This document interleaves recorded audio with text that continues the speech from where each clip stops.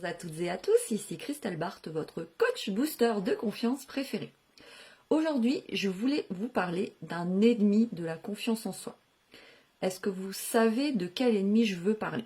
Peut-être que vous avez une petite idée. Vous savez pas? Bon, allez, je vais vous le dire, je ne vais pas vous faire patienter trop longtemps. L'ennemi, ou un des ennemis de la confiance en soi, c'est l'ego. Eh oui, l'ego. Est-ce que vous savez ce que c'est l'ego? Alors l'ego, c'est tout simplement la conscience de qui on est, de l'individu que nous sommes, de la personne que nous sommes, la perception qu'on a de l'être, en fait, de notre être. Alors ça paraît un petit peu compliqué comme ça. L'ego, il se développe au fur et à mesure de notre éducation, de nos comportements, des personnes qui nous entourent, et il est plus ou moins développé chez certaines personnes. Et pourquoi j'ai dit que c'est un ennemi? Eh bien tout simplement parce que l'ego, en fait, c'est souvent des perceptions qu'on a de nous-mêmes. Ce n'est pas forcément la réalité de qui nous sommes réellement. C'est que bien souvent, pour se conformer à la société, pour s'intégrer à un groupe de personnes, on va se limiter dans la personne qu'on est pour plaire, pour ne pas décevoir, pour être aimé. Et du coup, c'est là où l'ego intervient. Et c'est ce qui souvent, en fait, finalement, perturbe le fait d'être soi-même. Et c'est ce que je dois beaucoup travailler sur l'ego dans mes coachings, parce qu'effectivement, l'ego, c'est souvent la base de la personne que l'on est, mais souvent que l'on croit être. Ce n'est pas forcément la personne que nous sommes vraiment. Parce que on s'attarde souvent sur ce que les personnes disent de nous, donc plutôt sur ce qui se passe à l'extérieur plutôt que ce qui se passe à l'intérieur de nous. Et ça, c'est quelque chose que souvent on doit conscientiser pour pouvoir le modifier. Modifier du moins les choses qui nous empêchent d'être nous-mêmes. Parce que moi, je le dis toujours, et d'ailleurs c'est un petit peu ma petite phrase d'accroche, moi c'est « je ne te change pas, je te révèle ». Oser la confiance. Parce qu'en fait, réellement, on n'a pas besoin de changer. On a juste besoin d'être nous-mêmes. Et c'est tous ces filtres, tous ces masques, tout ce qu'on est obligé de mettre chaque matin pour sortir de chez soi, tout ça, je veux absolument vous aider à le faire sauter.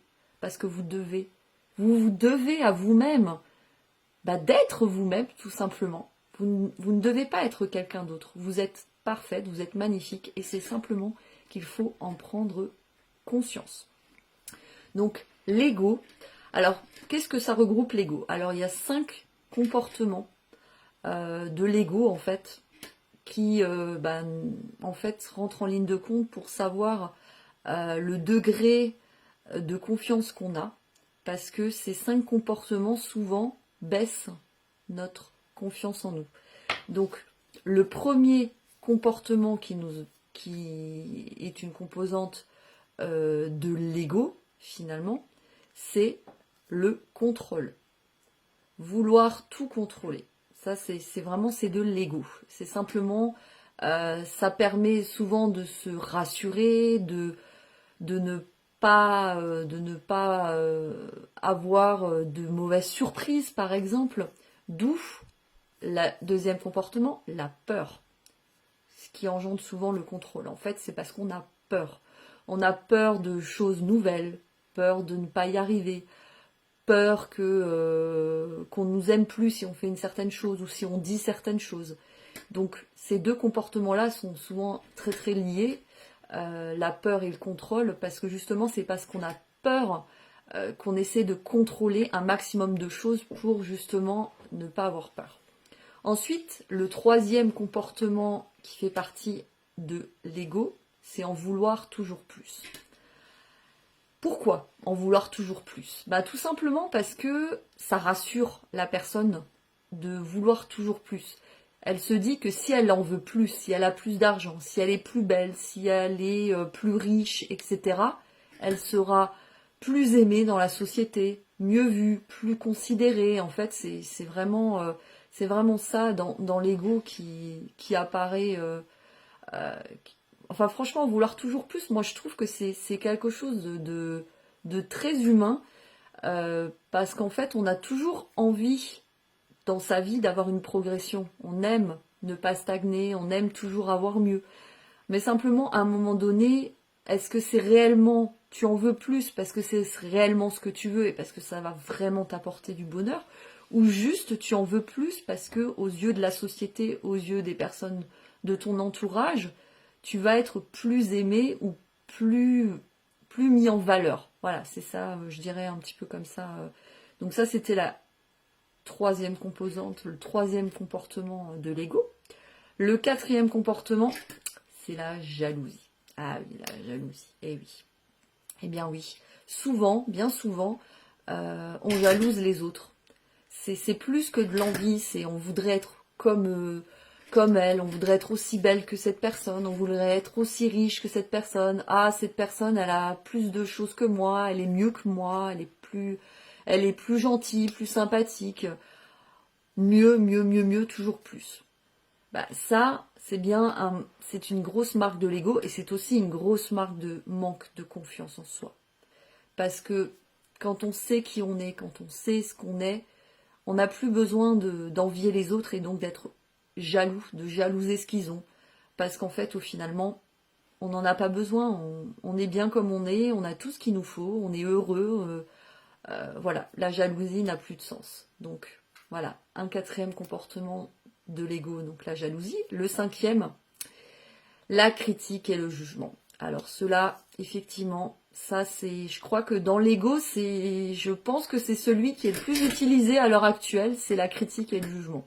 C'est devenu, même je dirais depuis les réseaux sociaux, un sport national ou même international. Les gens passent leur temps à juger ce que fait son voisin, à critiquer ce que fait son voisin, mais malheureusement, ce n'est pas de manière constructive la plupart du temps. C'est juste juger ou critiquer parce qu'on pense différemment. Moi, je suis pour une critique quand elle est constructive, quand elle te permet d'avancer, quand elle te permet d'évoluer et de faire mieux sur quelque chose sur lequel tu t'entraînes ou que tu n'avais jamais fait.